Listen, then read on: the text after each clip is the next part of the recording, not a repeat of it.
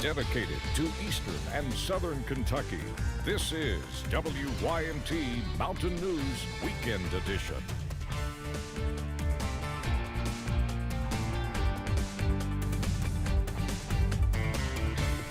Good evening, I'm Keaton Hall. Protesters rallied in Pikeville today to speak out against the Supreme Court's ruling to overturn Roe v. Wade. The protest was held in the old courthouse building and featured guest speakers like U.S. Senate candidate Charles Booker.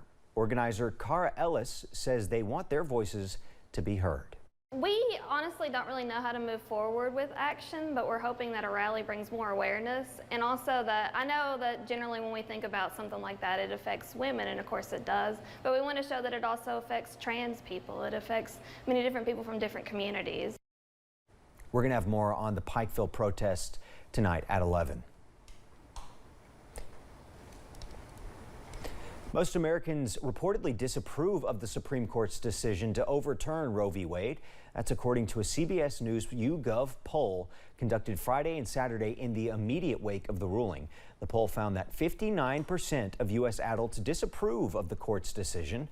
Among women, that number's 2/3 who disapprove of the ruling. The poll also found that most Americans, 57%, now say they believe it's at least somewhat likely that the Supreme Court will eventually end or limit same-sex marriage. 55% said the court would also likely end or limit access to birth control and contraception. We're also looking at how many abortions were performed in Kentucky. The Department of Public Health says abortions increased from 2017 to 2020. In 2017, over 3,200 abortions were performed. That number increased yearly then on. In 2020, more than 4,100 abortions were performed. Kentucky State Police are investigating a deadly crash in Rockcastle County last night. Troopers say just after 6, a man and his passenger, Faith Jenkins, were riding a motorcycle on I-75 when the back tire blew out. First responders took them both to the hospital, but Jenkins died. The driver is recovering in the UK Albert B. Chandler Hospital. KSB say he should survive. Neither of the victims were wearing a helmet when they crashed.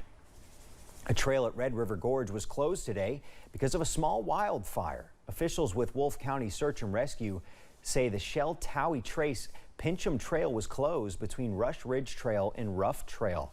They were asking visitors to avoid the area and adjust their hiking plans accordingly.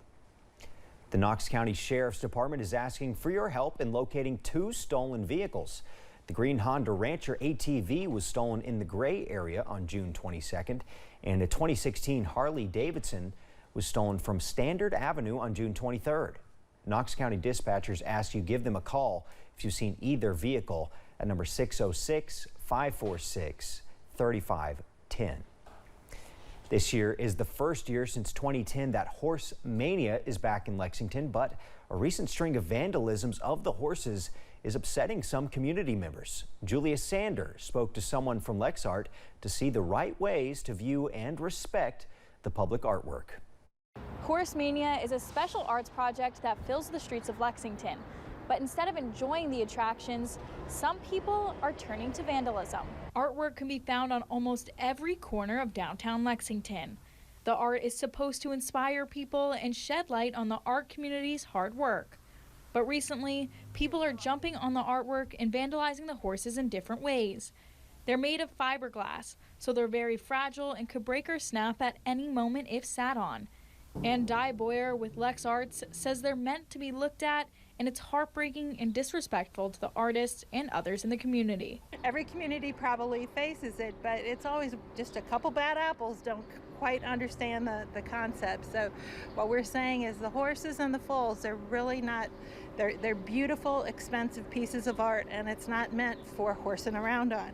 So that means no sitting, no standing, no doing any shenanigans with these beautiful pieces of art, because it is a criminal offense. And Lex Arts says if you see any form of vandalism, be sure to let them know right away. In Lexington, Julia Sandor, WKYT.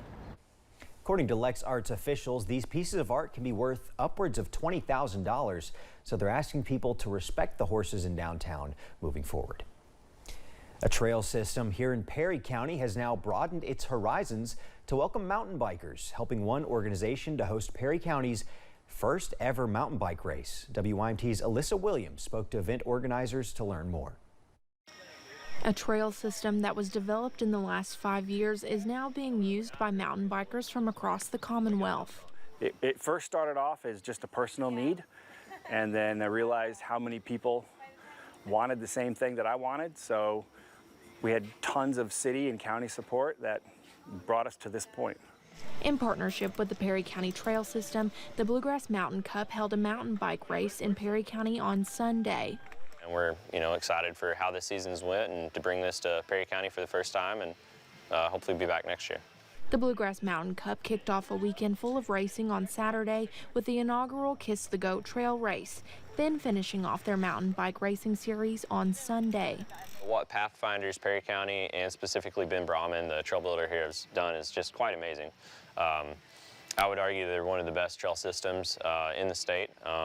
It's a small system still with only a handful of trails, but it's growing fast, and the quality of the trails are very, very top notch. Perry County trail designer and builder Ben Brahman says events like this are exactly why he created the trail system. It's not a magic bullet to save any economy or to create the perfect lifestyle, but it's certainly a very important piece of that puzzle to provide for people that live here and for folks to come in for tourism and others just for quality of life. Helping to bring new crowds of people to the Queen City of the Mountains. In Hazard, Alyssa Williams, WYMT Mountain News. Race director for the Bluegrass Mountains Cup, Josh Patton, says he hopes to continue this partnership with the Perry County Trail System. Patton adds that he and his team hope to coordinate other races across the Commonwealth this fall.